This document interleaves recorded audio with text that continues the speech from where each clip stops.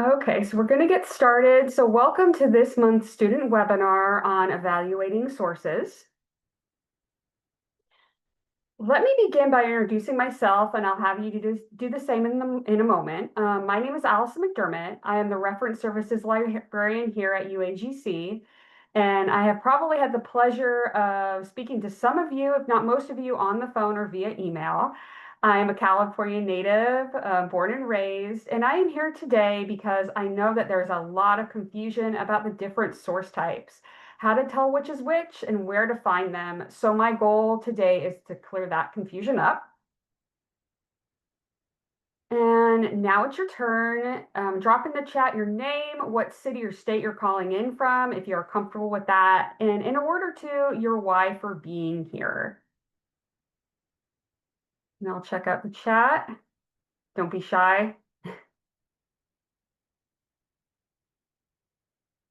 Hi, Kevin. I'm so happy you're here. Florida, is it really hot right now? Of course, yeah. 98, not too bad, not too bad. Yeah, I'm in the Central Valley, so we can get up there too. Nice to see you, Michael. Georgia, Paul from Seattle, Florida.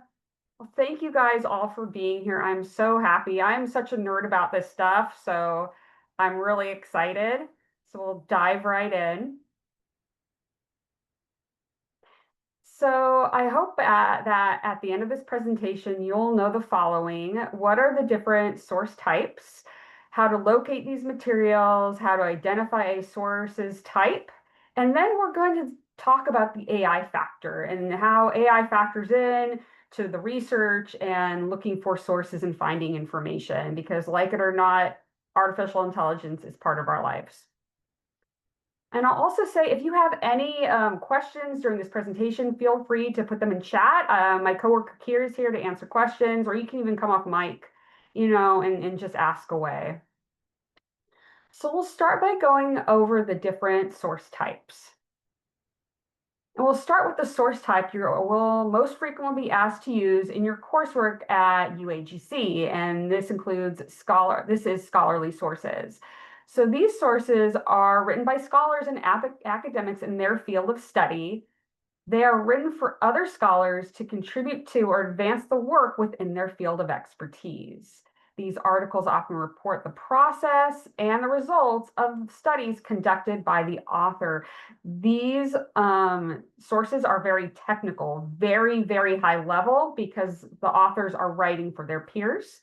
These sources, which include academic journal articles and books, are most appropriate for college level research. And a pro tip I just want to drop right now is when an assignment requires scholarly sources, one of your best places to go is the library. And I'm going to demonstrate how to access those sources within the library in just a bit. Now we'll move on to peer-reviewed sources. So the most important thing to know is that peer-reviewed sources are scholarly sources, but they are sources that have been through a process in which the articles go through a very rigorous review by other experts in the field before being published. So AKA peer review, reviewed by your peers.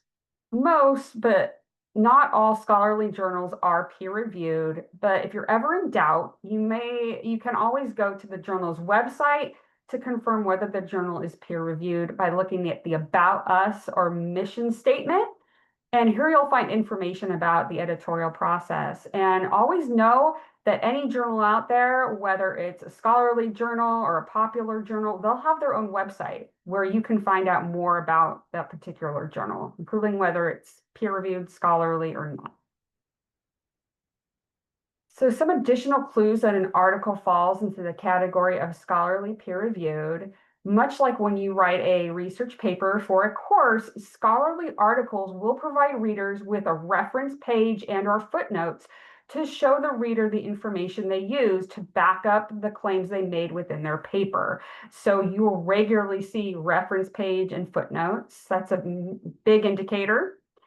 Since these articles report on original research or experimentation, they will include sections such as an abstract, research methodology, as well as the results of the study, right? So there's going to be sections that within the papers, within the articles, and it is not uncommon to see terms such as systematic review, research study, qualitative research study, quantitative research study, survey, something along those lines in the title of the article.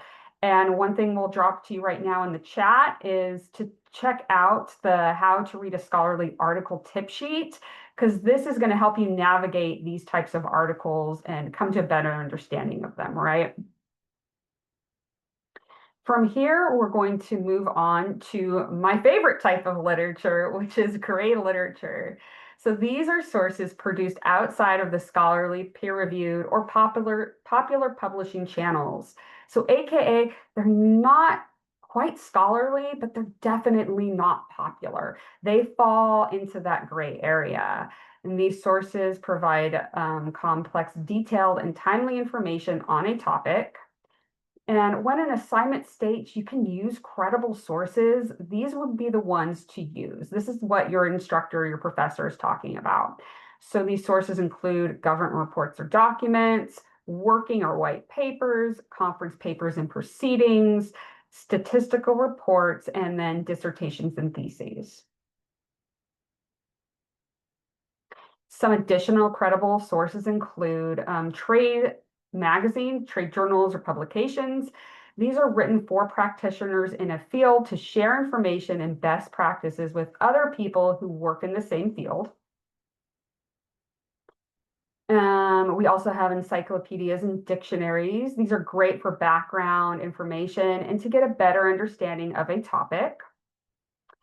Next, we have organizational websites or publications. These are nonprofit, not government affiliated, and can have good information. You just need to make sure you check the About Us or mission statement associated with these websites, because anybody can file and become an organization, right? And then we have educational websites. These include university or college websites. School districts have educational websites. So that information is also considered credible sources.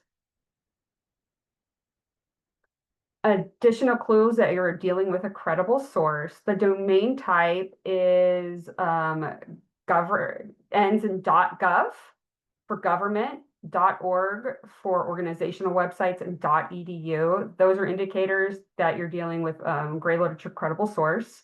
They will not have ads. So, for example, government websites will not have advertisements.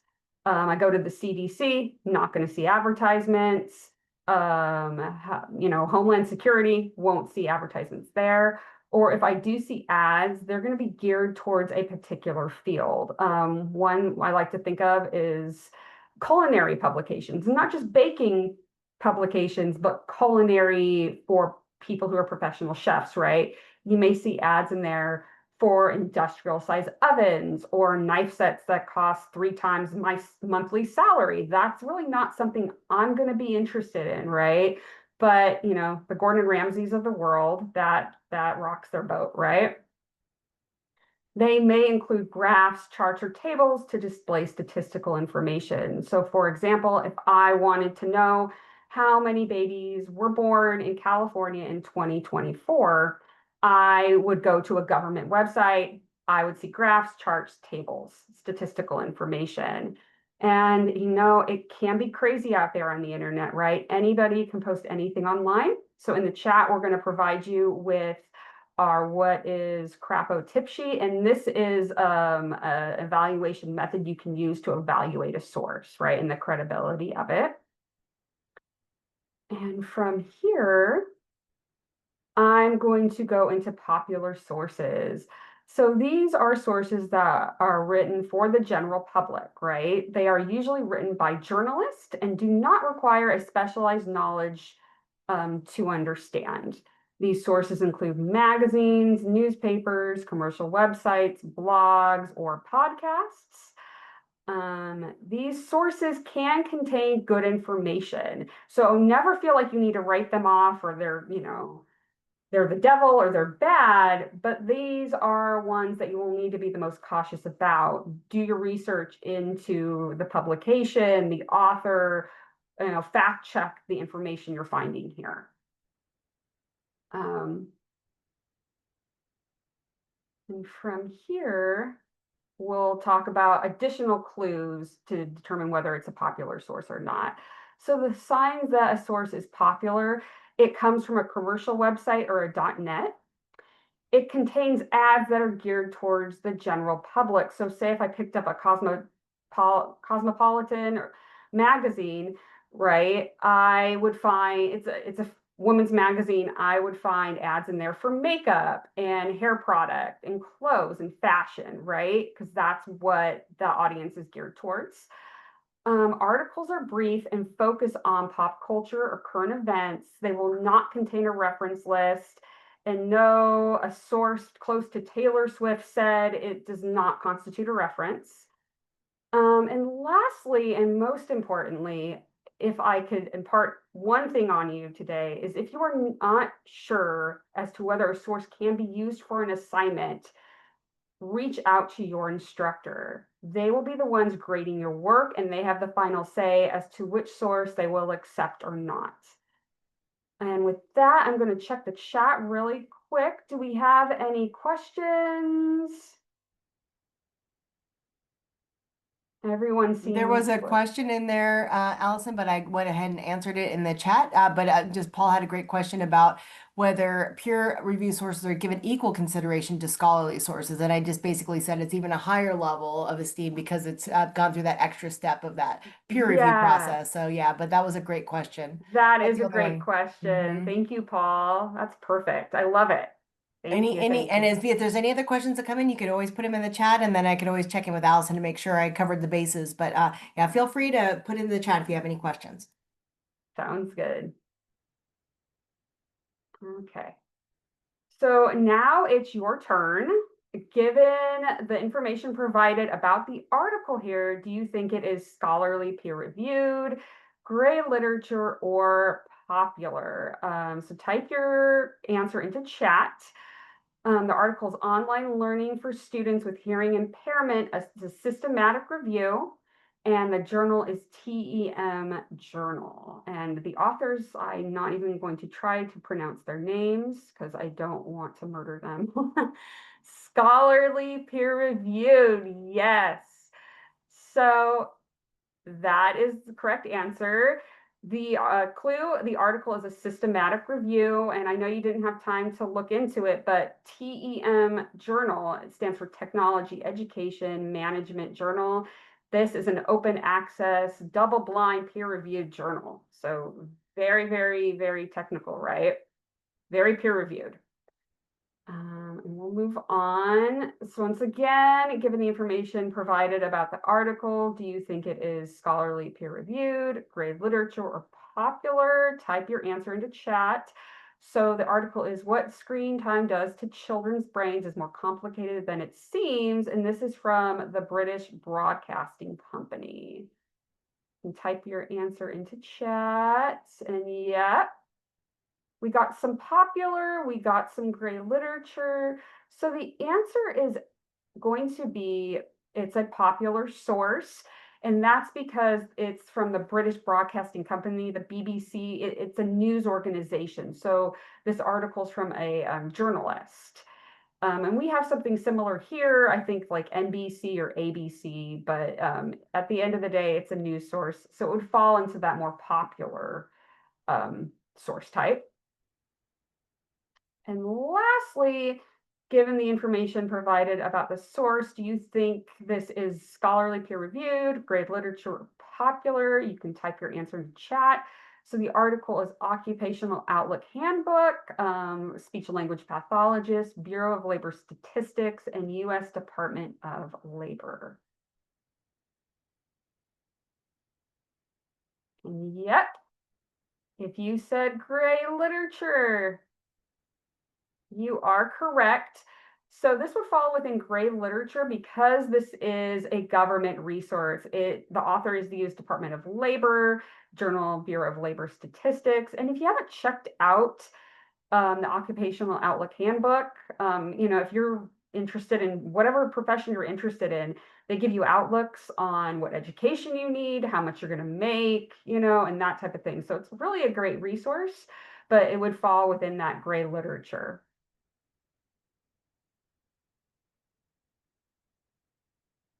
Awesome. So from here, we're going to jump into our live demos. And we're going to look at the library, Google Scholar, and internet search. So I'm going to close out of here and I'm going to jump into, oh, I apologize. It is just not cooperating with me. You guys still seeing the library's homepage? Yes. Perfect. Okay. So we're going to start off with the library. Okay, and we'll start with Library OneSearch. Not only is this the library's main database, but it also searches most of the library's collections simultaneously. And we do have the option to do a basic search, but I prefer to do an advanced search. And I will show you why. Oh, and I need to authenticate in. This is a good thing to show you guys. So if you ever see this message, that just means you need to sign in. You're a student, so you'd sign in with your student information. But right here, I'm faculty and staff. So I'll sign in really quickly.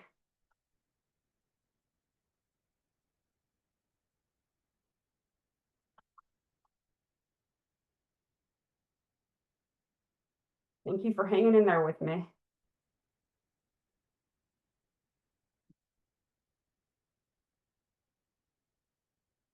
There we go. So I'm sure you guys have seen this before. This is the Library One Advanced Search. And those who haven't, this is what it looks like. You have 3 separate search boxes to put your search terms. And right now, I just love for somebody to either in chat or come off mic and give me a topic.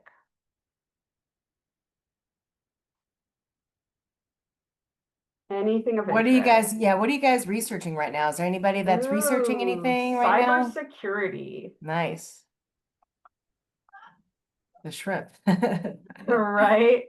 So cybersecurity, let's just do cybersecurity and see. So the first thing I want to point out is the filters right here.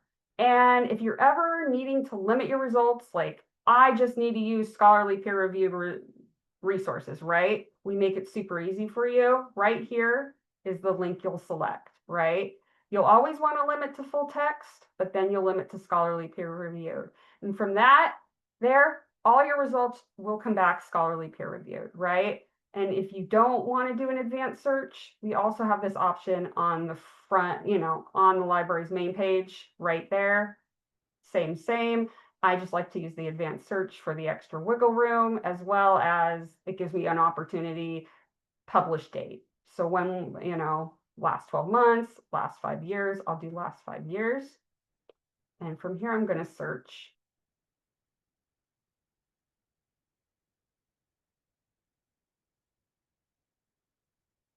Got it. Thank you.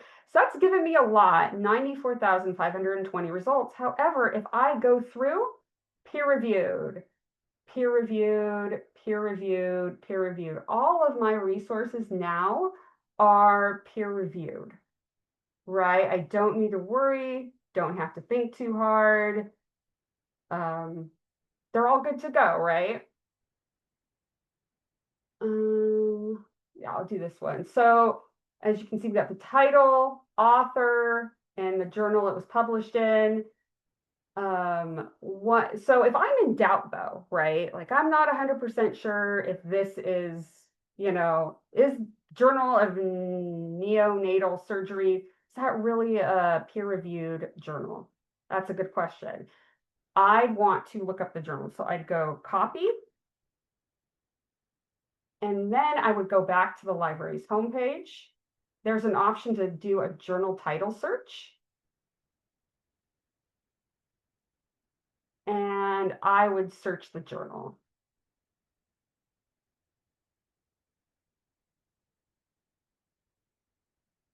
And right here, that's going to tell me it's a peer-reviewed journal. So I check there. But if I still wasn't convinced, I'm like, I'm not 100% sure, right?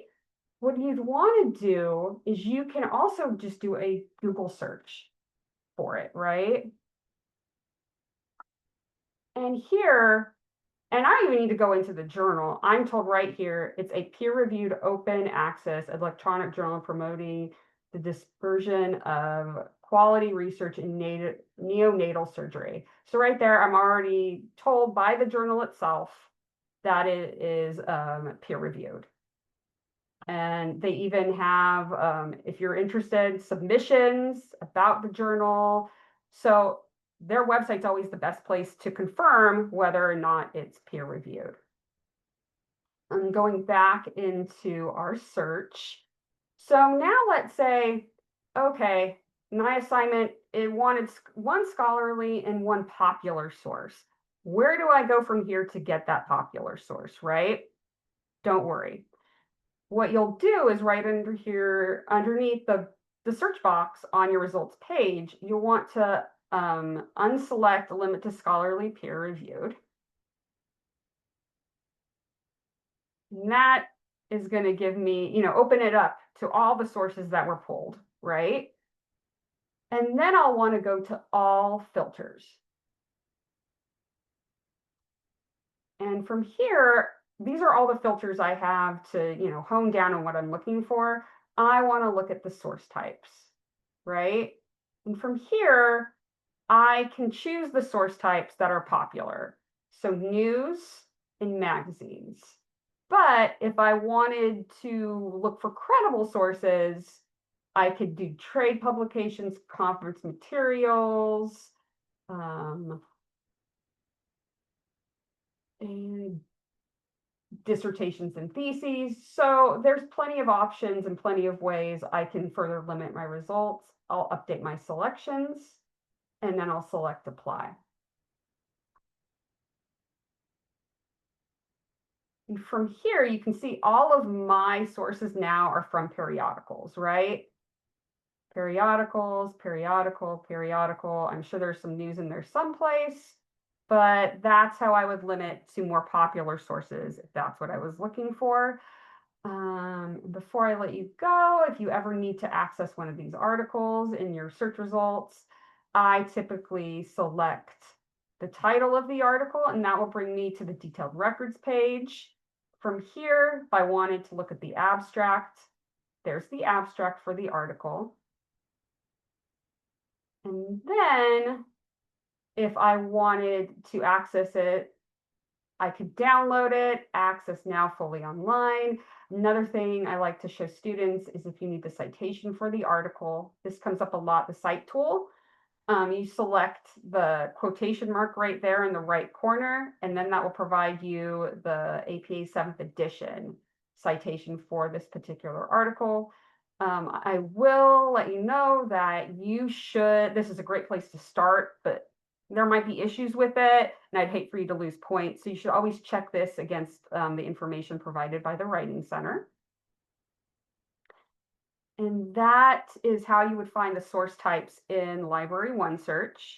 From here, we're going to explore another database, the ProQuest database, and this is really good for gray literature. So I'm going to go back to the library's homepage, and I'm going to select journal articles. And it's the second option, just ProQuest.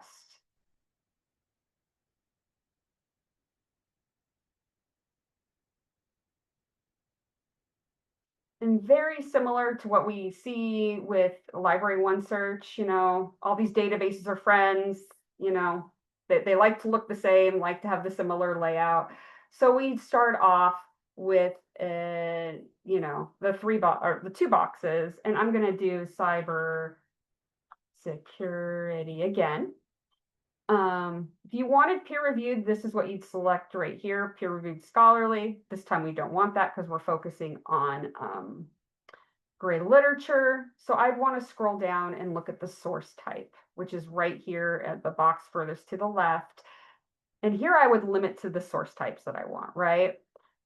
The gray literature. So we have conference papers and proceedings, dissertations and theses, encyclopedias and reference works, government and official publications, pamphlets and ephemeral works. Those would be considered gray literature, reports, and working papers.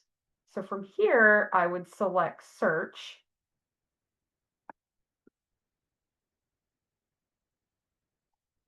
And it gave me a lot of results, 21,000 results, over 21,000 results.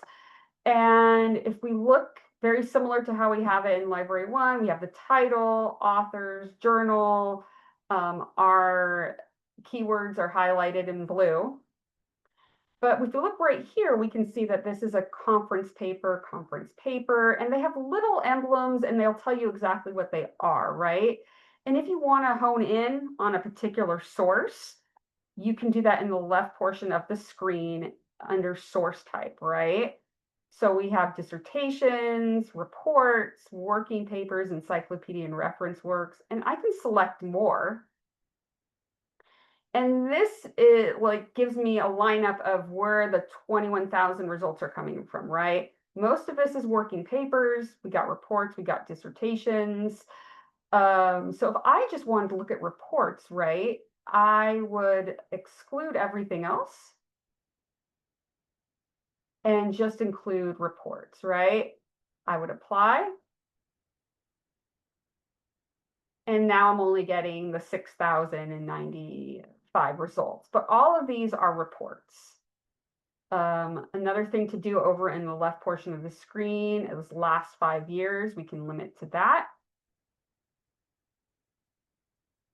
So again, very helpful. And that even got me down a little bit further.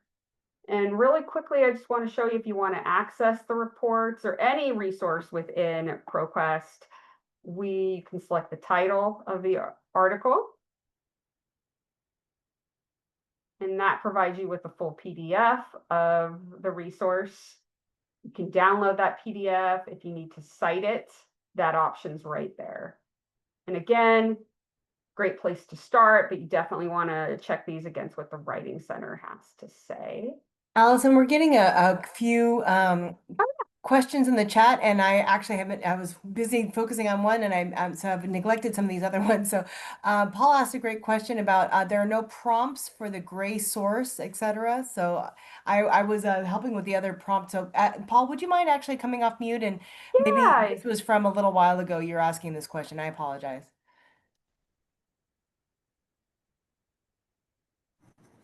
Yeah, thank you.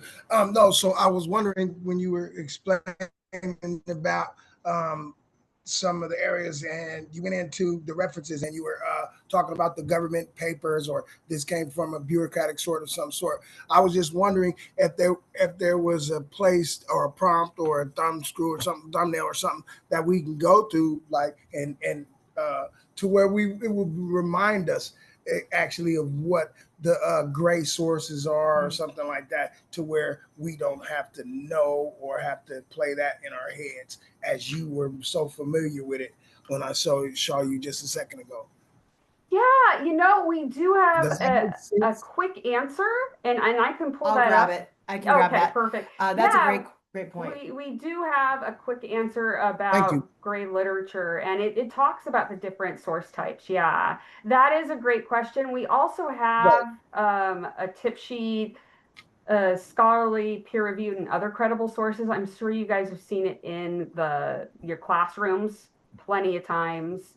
But There's other questions too that are related to this. So somebody else was asking if you can walk them through how to find saved sources again because they are not able to find some sources that they saved. And then somebody else was asking if you could show them again how to get to ProQuest because they missed that. absolutely. Awesome. So both of those are great questions. So let me walk you through how to get to ProQuest really quick. So from the library's homepage, we'll do journal articles, and then it's just ProQuest right there.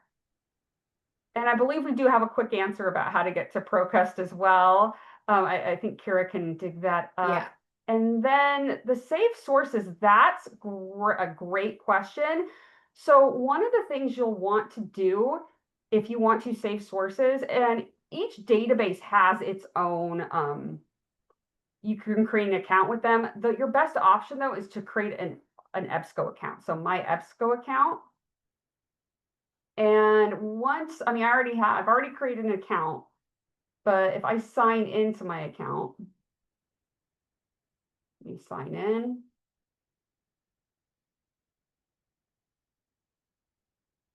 And from here, I can save my sources, right? So all I have to do is add to project. I'll do a new project, call it cyber security. And everything else is optional, so I'll just create. And I've created a project. So from here, I can go into my projects and then cybersecurity, right? And then I have that article saved. I can also save searches, create alerts. I will be sharing with you a resource we've created about how to use Library OneSearch, and it goes through how to create an account. So that is a really good question. Yeah. So if you ever you need to create an account with EBSCO Library OneSearch, then save your results or the article or your searches and create an alerts, and they'll be there for you when you come back later. Got a couple more questions.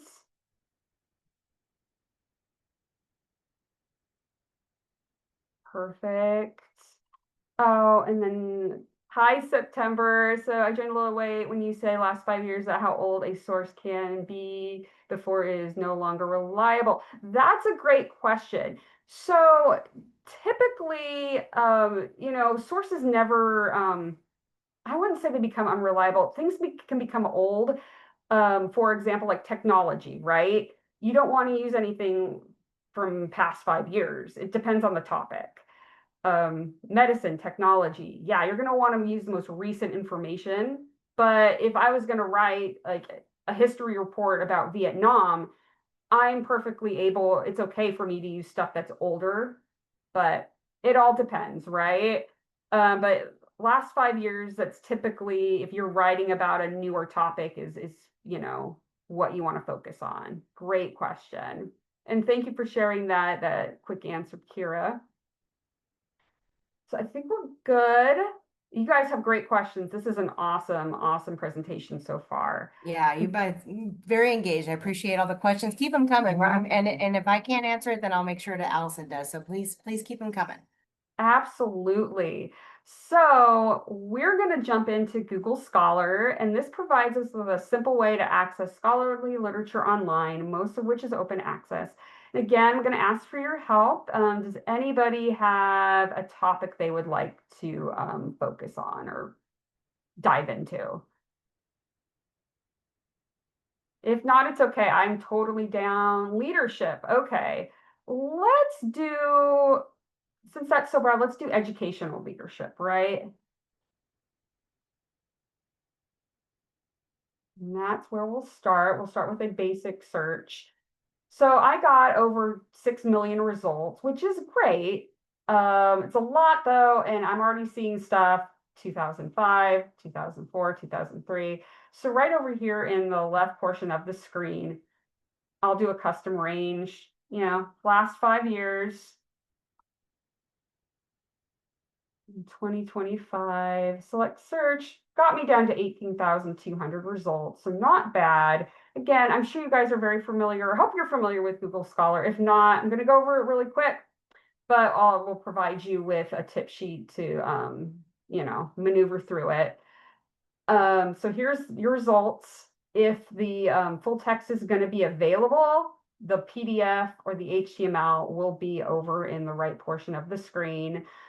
One thing I do want to focus on here as we look at our results, and there's tons I could focus on, but right now, we have the journal, right? So if we were to question whether this was a scholarly peer-reviewed journal, I would just copy this. We can search for it in the library, or again, do a Google search, and that will tell us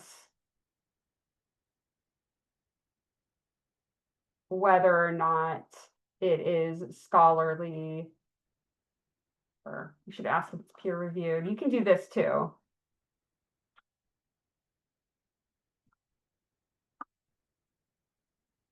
And yeah, right here we see Journal of Humanistic Psychology is peer reviewed. So we're good to go with that. Another thing I like to show students is if the author's name is underlined, right? I can select that author's name and I can learn more about them. And this will help me to establish authority for this author and their works, right? So Nucella, I'm saying that right, wrong, Chance. She is an assistant professor of psychology at Fort Hays State University. So she is a professor and her email has been verified. We can even probably go into the university and find her, locate her, find her email. These are the articles she has written. These are how many times these articles have been cited, and these were the years that these articles were published. So this is very helpful in establishing authority for, again, the author, their work, their credibility, right? I'm just not quoting Joe Schmo. These were published scholarly journals. This is the author. And you can do this with any author you find in, a library search as well. Take their name, Google their name, see if they actually have a page on Google Scholar. And I'll go back. And another thing, last thing I'll show you, if you have a Google account, you can save these items into a folder. They'll provide you with the citations for the article or the book or the resource. Again, you'll definitely want to check these against what the Writing Center has to say, how many times these articles or resources were cited. You need related articles. So Google Scholar, again, great resource. Another thing I'll point out really quick is that if you don't have access to them, it's okay. You can see if the library has access to them. And if not, we can try to get those sources for you. With that, I'm going to go into a Google search. And I'm going to research the same topic.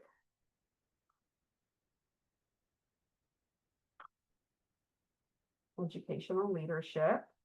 So what I want to show you here is how to get some more of those credible sources, that gray literature, right?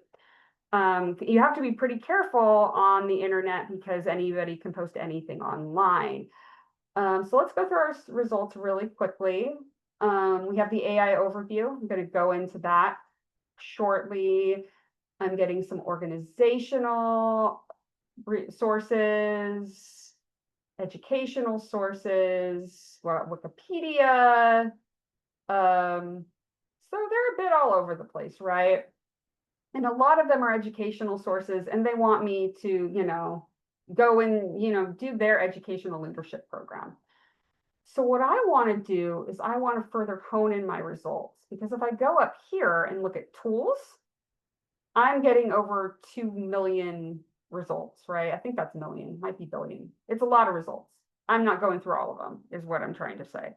So what I'd want to do, what you can do is there's a shortcut, right? It's you put right after your search, you do cite:.gov.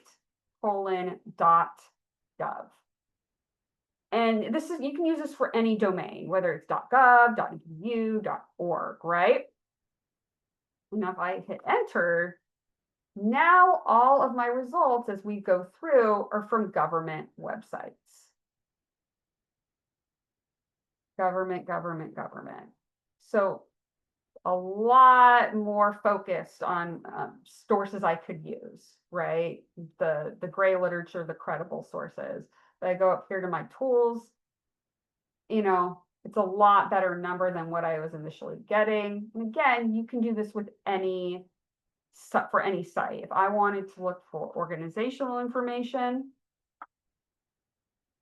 again, all of my stuff is coming from .orgs. If I needed a PDF, in particular a PDF, sometimes that happens, I need a PDF, I can just do PDF too. And now all my results are PDFs. So this is a really good way to hone in what you're looking for. There are so many tips and tricks I could share with you right now, but again, I know we're short on time. Does anybody have any questions? I think we're looking good. Okay, so I'm going to jump back in to my presentation. And I see that Kira already put these in, so thank you, Kira. Because I couldn't get into like the real fine nitty gritty of what these databases can do, because I was really focusing on the source, the source types. Here are just some tips to help you with your research in the 3 platforms we demoed.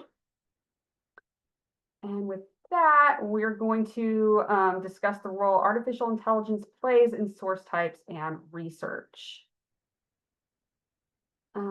While artificial intelligence tools such as ChatGPT are great for brainstorming ideas, getting basic background information on a topic, or perfecting your grandma's chocolate chip cookie recipe, because we all know it's about that brown butter right now, they are not suitable sources to use in your academic assignments.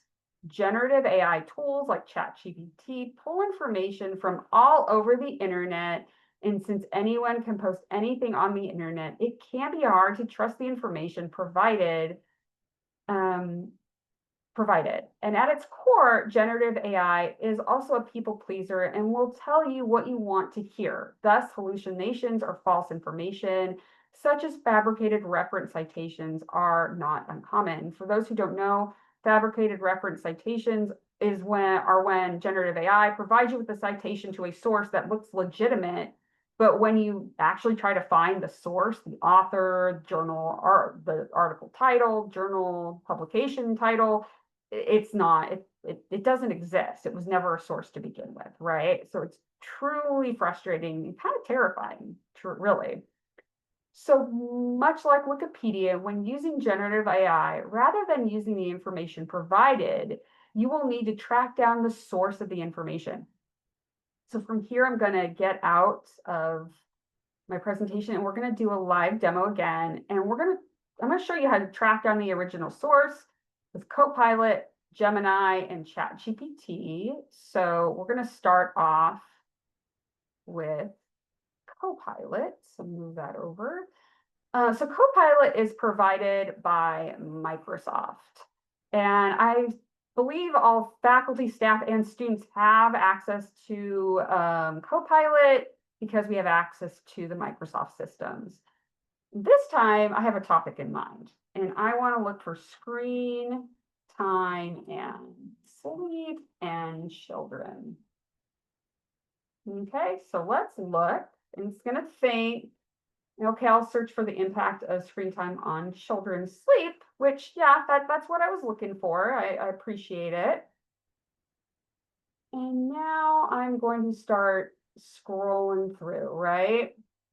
How screen time affects student sleep, recommended screen time by age, strategies to reduce screen time before bed. So great information, but where is this all coming from, right? So what you'll want to do is look for these footnotes, right? And this is going to tell you and take you to exactly where they pulled this information from, right? So we have screen time and kids' sleep effects and healthy habits, childpsych.org, so organizational website. I'll need to do a little research into them, but sounds good. We have a commercial website. And then another commercial website, right? So that's where this information is being lifted from. For some reason, they typically put them right here next to where the information is. I don't know why it's not doing that right now. But here's an example of what you'd see. This information was pulled from Screen Time Recommendations by Age chart.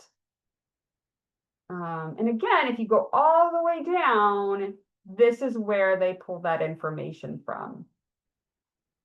So what you'll need to do, rather than pulling it from Copilot, you want to go into these websites and grab the information. First, make sure they're legitimate, make sure that they're a good source. This is what you'd want to use, but you pull from here, not here. And the next one we'll go into is Gemini. We'll do AI I'm sorry, mode. can you, Allison, can you go right back to that screen? You said we don't want to pull from where, but pull from Oh, where. yeah, I missed that part. absolutely. Thank No you. worries. Yeah. So you don't want to pull directly from Copilot and what Copilot had to say, right? So you don't want to like grab this and put it in your paper or, quote it, right? Okay, What you'll want to do is you want to go to these sources. gotcha. Okay, This is thank you. where, yeah, no worries. And I can actually pull one up, verifying the link. So Child Psychology Today, right? Latest on child and adolescent mental health. So again, it's an article. It's actually published in 2024, but this is where they pulled the information. So if you wanted to quote that information from Copilot, you'd need to actually look for that information in here and use that source rather than the generative AI. Allison, Yeah. you're not screen sharing anymore. Oh, I'm Oh, not? yeah, you are. I can see it. I wonder if maybe you're looking at a different screen because I'm able to see it. Are you, do you have more than one monitor going? Whoever's on the call? No, I just have the one. Hmm. Oh, that's weird. Yeah, Kevin says he sees it. I see Paul saying he sees it. So, Okay. yeah, thank you. But I appreciate you checking in on that. Thank you. Good. I'm getting confirmation that we can still see it. One other thing I'll say about this while I'm off mic is, Yeah. so when you're using sources, make sure from Copilot or any other AI, make sure what the requirements are in your assignment. Like make sure that you are not required to use a scholarly or peer-reviewed Mhm. source, scholarly or peer-reviewed source, because those really aren't great to find from these AI sources. These are a lot of times this, for example, is a popular source. So you got to make Mhm. sure that you're following the guidelines of what your assignment is requiring you to do. Perfect. I couldn't have said it better, Kira. Yeah, that is one of the downsides of using Copilot or Gemini or ChatGPT is they're pulling from the internet. So yeah, you're going to be getting, if the best you're going to get is gray literature, credible sources. Some of it will be, the popular sources like this. So you do have to be careful. And again, can't say it enough, but please use the library if you're asked for scholarly peer reviewed. It's so easy to find it there. And then it takes the guessing game out, right? Scholarly, it's peer reviewed. So we'll jump into Gemini. Same question. Time and sleep and children.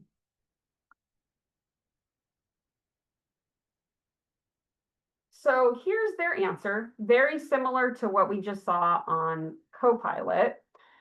But again, don't want to pull from this. What you'll want to do if you're looking for where did this source come from? Where, rather than using numbers, they use links, right? So if I select that link, I can see these are the sources that they use to find this information, right? Sleep Foundation, National Institution of Health. So let me select this right here. And one of the things I do kind of like about Gemini as opposed to Copilot and even ChatGPT is it's actually going to take you to where they pulled that information and highlight it for you. Again, you need to read it, you need to use this source, but it is helpful when you're looking for, or at least trying to do credible internet searching sources, right? And again, you need to do some research into, the authors, you know, where it was published and all that stuff, but it is a helpful starting point. Again, just need to select these, don't use this, but look into these sources, determine the credibility of them, and if you need to pull information, you can pull it from those sites. And the last one that we'll go into is ChatGPT.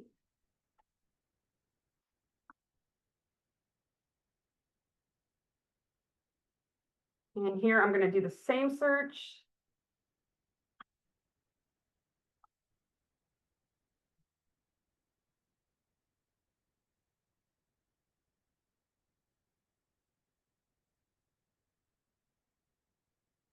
So again, they all do very similar looks, right? Why screen time affects sleep, impact by age group, recommendations. So I can see it's the American Academy of Pediatrics, so that's where they're getting that recommendation. But everything else, they're really not giving me where that information's from, which can be kind of frustrating and scary. So I'm going to have to follow up with Sir ChatGPT and ask them, can you provide me with the references you used for the information I can spell above? And let's see what they can do. Where did that information come from? So this is a little bit better. You know, they're providing, and I don't know if it truly matches why screen time affects sleep. But they are actually giving me references this time. So ChatGPT you have to work a little bit harder with, but you know, they'll provide you with that information. Allison, there's a great question in the chat, and I think I think I know the answer, and it's giving me an idea for a future thing to make. Right. But so somebody asked, is there a quick fact sheet that kind of covers all of this in like a singular like AI research tip sheet or a quick answer or anything? We don't have anything like that, do we? No, but I love it. I mean, I know, that's what I was yeah, thinking. right. We should tackle that. You know what, this is why we do these webinars. Exactly. That's a we great don't have idea. one yet, but I think that is an awesome suggestion. Yeah, definitely something to work on. But yes, I love Thank you. that. But we unfortunately don't right now, but it sounds like we will. But again, you know, ChatGPT is helpful, but it is better to do your own research. You know, ask it a question, but you need to follow up with the original source if you so choose, and again, determine whether that source is actually going to work for your assignment or not. The way I use it too, I'll just throw in my 2 Yeah, cents too, if you absolutely. don't mind, Allison. One of the things, instead of like asking it for like resources, because I don't really like to use the resources a lot of times that it offers, because it's a lot of times popular sources or whatever, and I like to use really credible resources.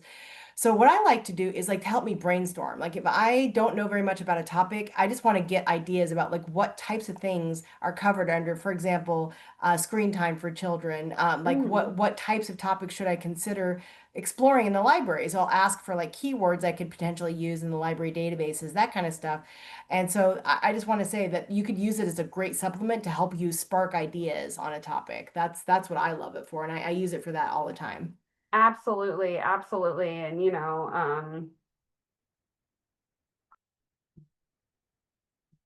and I'll show you how to do that right now. Sleep, or no, screen time and sleep and children. And it will give me a list of keywords I can, you know, digital media use, mobile device usage, electronic media exposure. So yeah, different keyword terms you can use in your searches. So yeah, definitely good for that. I use it primarily for that as well. So with that though, I'm going to jump back in. Any more questions? You guys have been so great. Okay, I'm gonna jump back in. Been great engagement in the chat. Thank you all for participating. This is great. Okay, so if you don't take anything away from, well, I'm sure you're going to take a ton away today, but one other thing I want you to take away from today's presentation is the library is here to help you. And do not hesitate to reach out to us for assistance if you need it with your research or locating a resource, or you're just not understanding an assignment.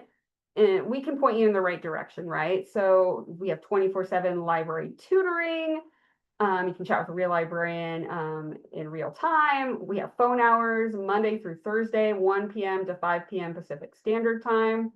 And then you can also shoot us an email, and we get to those emails within 1 business day.